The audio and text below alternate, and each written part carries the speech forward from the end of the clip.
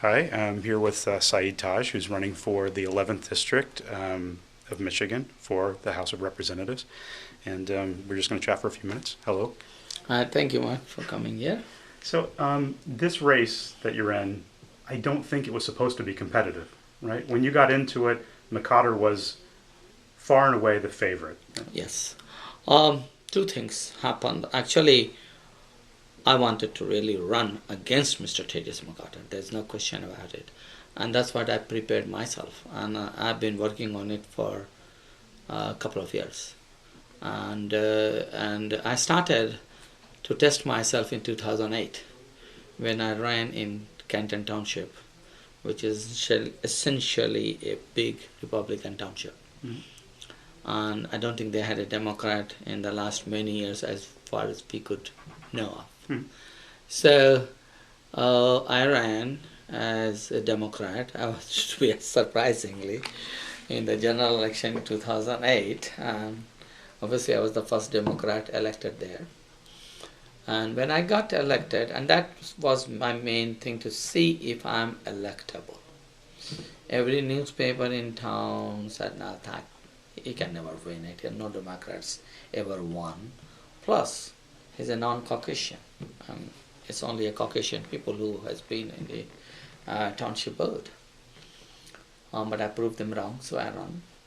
And when I started working with 6 Republican and 1 Democrat, we developed a very good working relationship. And we started hearing complaints about Mr. McCarter. The way he used to behave with constituents, the way he was not keeping his appointments or getting short-tempered with people and things like that. Obviously, no Republican wanted to run against him because he was an incumbent. Mhm. He almost lost the seat in 2008 against a guy who had no money and no campaign, and he only could win by 2%, 2 point. Hmm. So that was very closest to it. Who was that? His name was Joe Larkin. Okay. And I could still remember the only real money he spent was he had a big billboard on 275 right at Plymouth Road, big billboard. So, but anyway, it was very close election. So what they did that when they did the redistricting, they took off the traditional Democratic area, Hmm.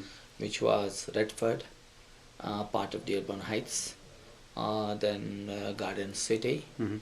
and Westland, which was a mixed baggage. Right. And they did this as a gift And to Belleville. They did this as a gift to McCotter because they McCarter. wanted him to have that seat. Well, they wanted this to be a Republican seat. Yeah. And obviously, when it was redistricted, I started looking at it, this seat, to see if I could be a candidate.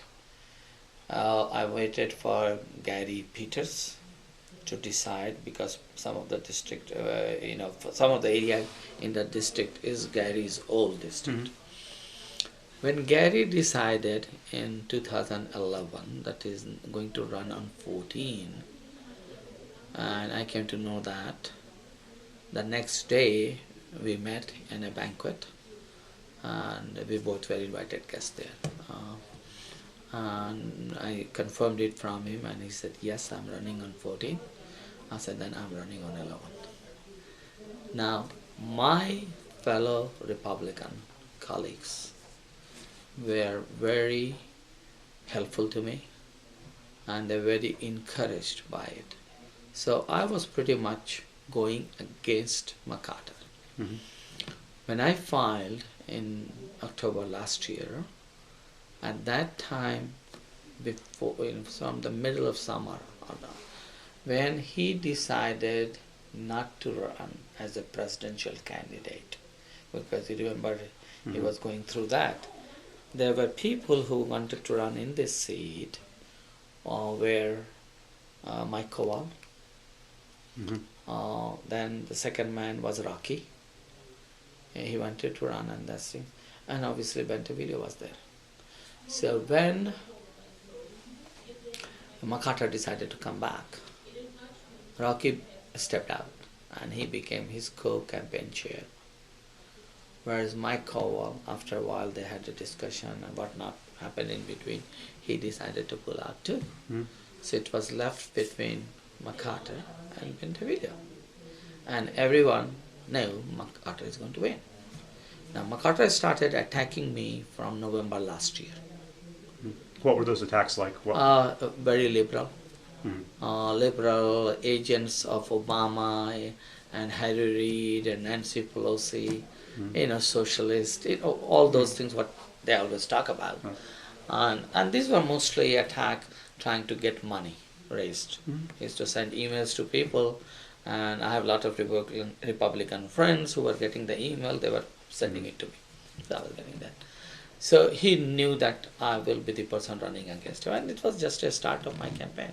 I wasn't even sure. I mean, obviously I was a underdog and very underdog, But I had a feeling that I will be able to do well with him. And the reason was this district is a very professional district. It has a lot of physicians, a lot of engineers, lawyers, teachers, professors, business people living in this district. And the thing which they did not realize when they redistricted it, we have 10% Asian population. They did not realize that part. Every time I go to Nihi's, I'm reminded of the fact that there's a huge Indian population here and a huge Asian population. It's a huge one. My wife's Chinese, and she was one of the first Chinese people that she grew up here. So, So it's a big Asian population, and my 3 big towns are loaded with them. Canton, 15.8% population. Troy, almost 20% population. In between Novi, almost 15% population. So plus all the others too. I mean, we have population in Livonia, a good sized population, and things like that. So people did not realize that these people, quote unquote, may be Republican, voted Republican in the past, but when it will come to their own people, they are going not to go party line. They may switch around, vote for me, vote for somebody else. They can do that. And the Republican Party is changing too. I mean, a lot of people that might have been Republican a few years ago. Republican. Right.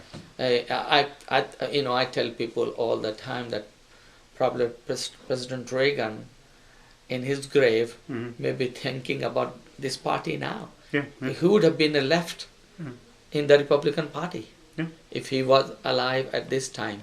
His policies would have been a moderate to left. Oh yeah. I mean, he raised taxes. Yes, sure. He was for nuclear disarmament. I mean, or he because claimed when he came in, we had a recession, and in order to have a get rid of the recession, you have to bring revenue. How can you just go on cuts and cuts and cuts? It's not going to work. I mean, look at the job losses and job gains we have in private sector. It's still improving, going up. Public sector, it's all going down, and that's because of the spending cuts we have. So you cannot really balance the budget, because if people are losing jobs, they are not putting anything in the money in the circulation. They're not putting any money in circulation. So I think we have to get those people back in the workforce. It's very important. So at that time, that I think I could manage. My friends formed a group, Republican friends, vote any but Thaddeus. And I was the only any there. They could not say vote for Taj. Right. So they put down a VABT. Anybody but Thaddeus. Yeah. So that group was for me. So essentially it all started, then everybody knows what happened. Now it has changed. Now obviously it is a conservative district. There is no question about it. I think there are more Republicans in the district, quote unquote. But I'm very confident that I should be able to win this seat. And the reason is that Mr. Bentivideo is not well liked in the party itself. I thought that was the case because I'd read a lot of quotes when he was in the primary, but it still seems is. like now things are changing. No, it hasn't changed. What they have done. I've seen the governor has come out behind him. Others have come up behind him. I'm concerned. No, let me tell you what they have done. He's the only R there for them.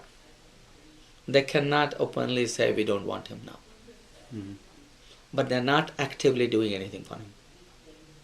So I know some of those things. I know a lot of moderate Republicans who are in party position. Yeah, they endorse him, but they're not doing anything for him. Mm-hmm. So like Brooks Patterson. Yeah.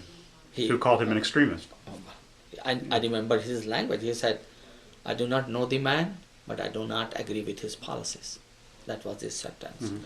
So what Bentivoglou is trying to do is now move himself a little bit in the middle, talking points at the same talking point which Ryan is talking, which Romney is talking. He in fact did not even go to the Tea Party Express meeting. Okay. When the Tea Party Express bus came to town, Pete Hoekstra and Bentivoglou were the two speakers. Mm-hmm. Neither one of them showed, because they both are trying to move themselves to the center so that the mainstream Republican can support them. Well, I noticed that. I saw an interview that he did online. I know he didn't go to your debate, but then a few days later he went online and did an interview on Reddit website. And he said he was not a part of the militia movement. He was not an acolyte of Ayn Rand. He was not. He named all the. He made himself sound very moderate.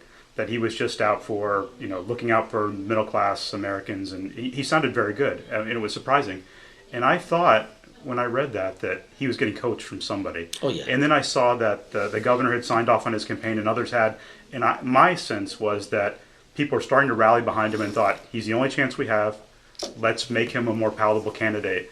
So you're saying that's not necessarily somebody's coaching him, but it's not necessarily the powers that be in Michigan. There are still some legislatures who are behind him. There's no question about it. I mean, we have right-wing legislatures there in the local area. We have legislators from outside the states who are more right, and those are the ones who is helping him. I don't think he has raised enough funds. I don't know about this quarter, but until June, he did not raise enough money of his own, because that's the last quarter we know of. But he was supported by the Liberty PAC, and who did all his. Right now, we don't know whether Liberty PAC has come out openly yet, but I'm sure they will come out. I'm sure they will be buying TV times for him. Can I stop and I'm going to start it again? Just 1 second.